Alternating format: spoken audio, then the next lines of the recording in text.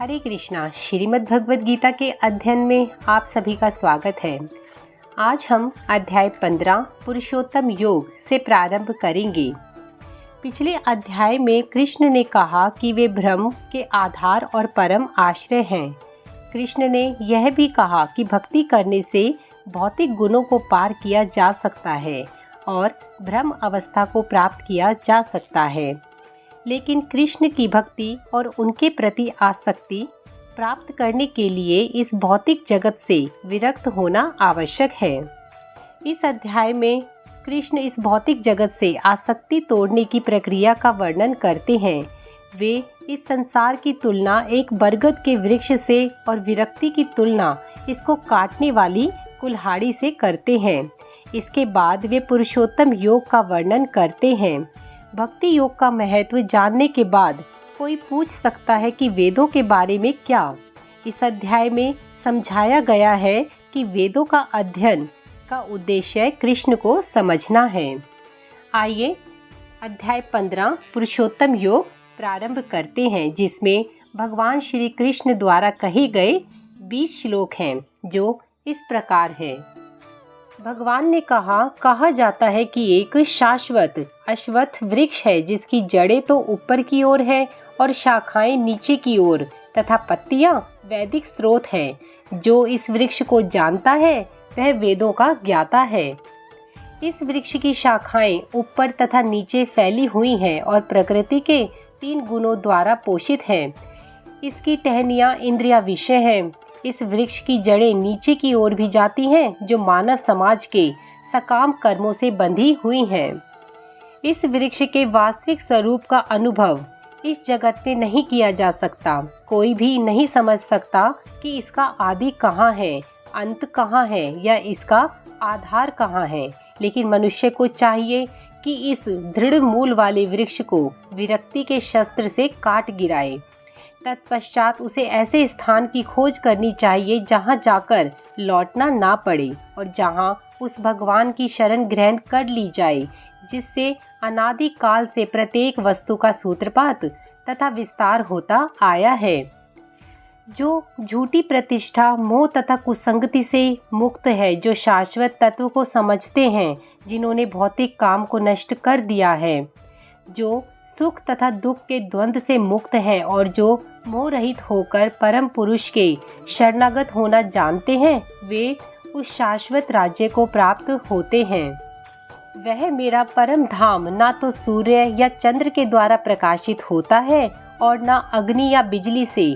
जो लोग वहां पहुंच जाते हैं वे इस भौतिक जगत में फिर से लौटकर नहीं आते। इस बद्ध जगत में सारे जीव मेरे शाश्वत अंश हैं। बद्ध जीवन के कारण वे 6 इंद्रियों से घोर संघर्ष कर रहे हैं, जिसमें मन भी सम्मिलित है। इस संसार में जीव अपनी देहात्म बुद्धि को एक शरीर से दूसरे में उसी तरह ले जाता है जिस तरह वायु सुगंधि को ले जाता है। इस प्रकार वह एक शरीर धारण करता है और फिर इसे त्याग कर दूसरा शरीर धारण करता है। इस प्रकार दूसरा स्थूल शरीर धारण करके जीव विशेष प्रकार का कान, आँख, जीभ, नाक तथा स्पर्श इंद्रियां प्राप्त करता है, जो मन के चारों ओर संपुंजित है। इस प्रकार वह इंद्रिय विषयों के एक विशिष्ट समुच्चय का भोग करता है। मूर्ख ना तो समझ पाते हैं कि जीव किस प्रकार अपना शरीर त्याग सकता है, ना ही वे यह समझ पाते हैं कि प्रकृति के गुणों के अधीन वह किस तरह के शरीर का भोग करता है। लेकिन जिसकी आंखें ज्ञान से प्रशिक्षित होती हैं वह यह सब देख सकता है।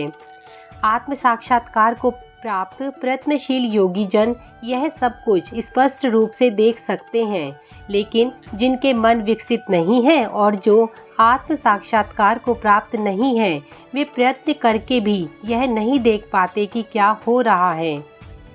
सूर्य का तेज जो सारे विश्व के अंधकार को दूर करता है, मुझसे ही निकलता है। चंद्रमा तथा अग्नि के तेज भी मुझसे उत्पन्न होते हैं। मैं प्रत्येक लोक में प्रवेश करता हूँ और मेरी शक्ति से सारे लोग अपनी कक्षा में स्थित रहते हैं। मैं चंद्रमा बनकर समस्त वनस्पतियों को जीवन रस प्रदान करता हूँ। मैं समस्त जीवों के शरीर में पाचन अग्नि हूँ और मैं प्राण वायु में रहकर 4 प्रकार के अन्नों को पचाता हूँ। मैं प्रत्येक जीव के हृदय में आसीन हूँ और मुझसे ही स्मृति, ज्ञान तथा विस्मृति होती है। मैं ही वेदों के द्वारा जानने योग्य हूँ। निसंदेह मैं वेदांत का संकलन करता तथा समस्त वेदों का जानने वाला हूँ। जीव 2 प्रकार के होते हैं, क्षर तथा अक्षर। भौतिक जगत में प्रत्येक जीव क्षर होता है और आध्यात्मिक जगत में प्रत्येक जीव अक्षर कहलाता है। इन दोनों के अतिरिक्त एक परम पुरुष परमात्मा है जो साक्षात अविनाशी भगवान है और जो तीनों लोकों में प्रवेश करके उनका पालन कर रहा है।